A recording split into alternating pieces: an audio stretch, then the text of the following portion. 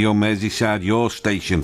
Now, Vikings had a massive impact on our local area. If you just look at some of the names of our towns and villages, will you realise just how much? Now, one of these places is Thingwall, which is where I met expert on the subject of Vikings, Professor Stephen Harding.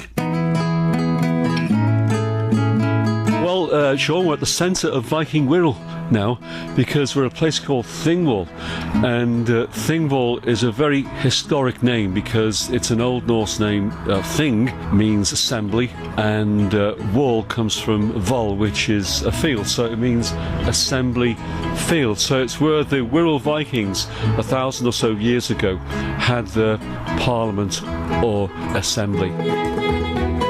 They came in 902 AD. There was a deal between Ethelflaed and the Queen of the English and Ingemund, who was the leader, who was expelled from Ireland, which used to be Dublin used to be the old Norse kingdom in Ireland. So they were expelled from there, came over here, settled in large numbers, and this was the centre of the meeting.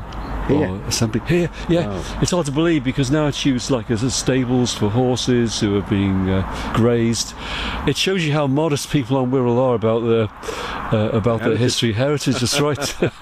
No big deal. Well, this is fabulous because you can just imagine the hierarchy stood on the hill there, and the minions would be gathered here. Absolutely, you have your law speaker, your lagmader would be at the top.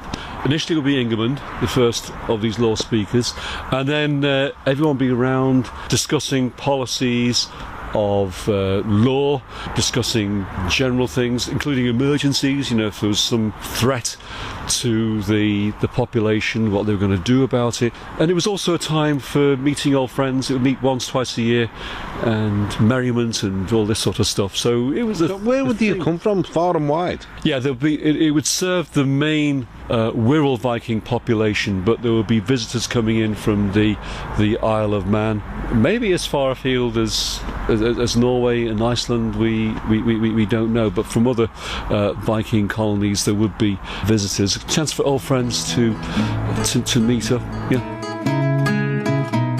Should there be a monument here, do you think, or a statue of some description? Or? I don't know. I think it would be appropriate. What we want to do is to build a trail to the hill itself. I mean, it's private property, so we can't just trespass through. But to get some sort of viewing tower things from the local pub, the Bastard Hound, which has got a big Viking information board, so we could start from there and walk around the back lane to here. I think this would be a good idea, particularly for local, as I said, local schools. But on the information board on the grounds of the Bastard Hound, there's a cracking map with all the old Viking names of the places around Wirral. You can guess most of them, but some you can't.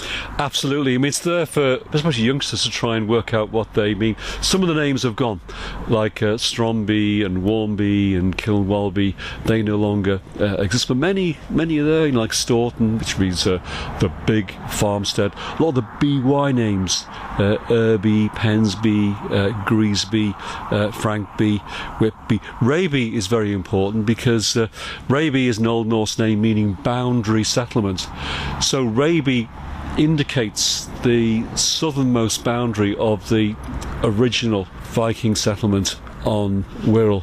But what's also interesting is that at the top of the hill, on a clear day, apparently you could see across the Mersey to another Thingwall, because the Vikings weren't just exclusive to Wirral. There was also a very strong population of Vikings in west and southwest Lancashire, because you've got loads of place names there with Viking origin, like Toxteth comes from Tocky's, Stadir, Tocky's landing place, Croxteth, Aigburth, Ainsdale, Aintree. Really? Aintree comes from Old Norse meaning one tree.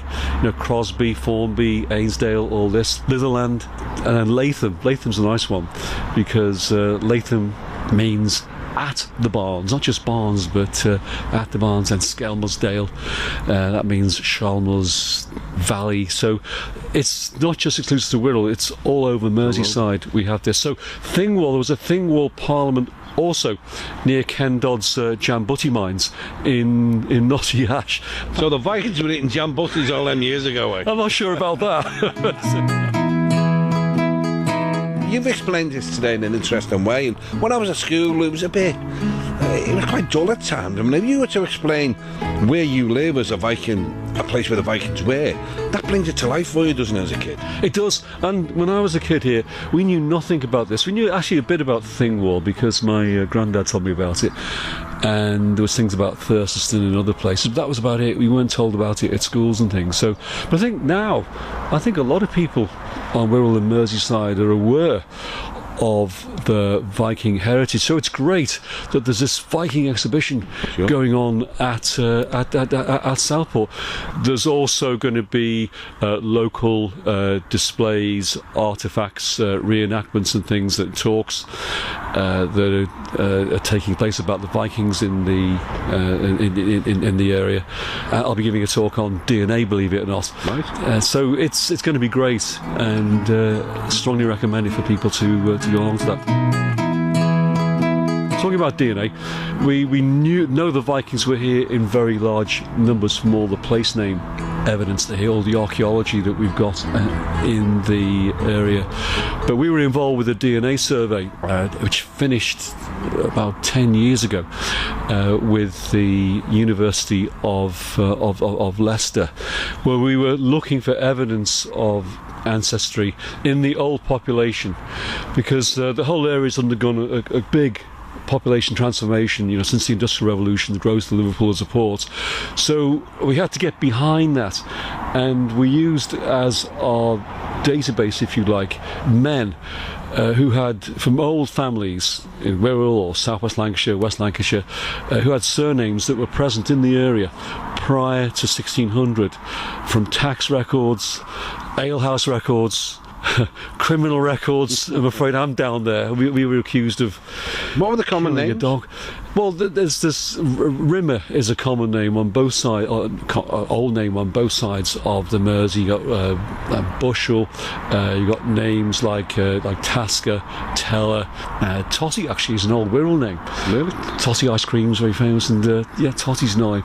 So these names were used as our sort of target names. We had a name on our list, so if you had a name that was a place name in the area, either Wirral or West Lancashire, like Upton, Raby, Scaresbrick, Melling, then you could also take part in the survey. So by keeping it to this sort of restricted set of volunteers, we could see what the ancestry was, and it was a big success. We found that up to 50% of the mixture, we call the admixture of DNA in Wirral and West Lancashire, was Norse in origin, up to 50%. A lot of our area involved in the estimate, but say between 30 and 50%. And the interesting thing also was that the signal from Wirral was almost identical to that of southwest and West Lancashire. So it seems that the River Mersey wasn't that much of a barrier over the years. So that was quite an interesting find, that. Okay, Stephen, always a pleasure. Nice to see you again. Thanks, Sean. See you soon. Tell you what an interesting guy, and very, very passionate about the history of the Vikings in and around our area. That was Thingwall today. I didn't know, as I said, I've been past that way a million times and had no idea it was steeped in such rich history. And Sean Styles is, of course, a Viking name. Professor Stephen looked it up for me. Sean means charming, funny and affectionate in Viking, and Styles means not very, apparently.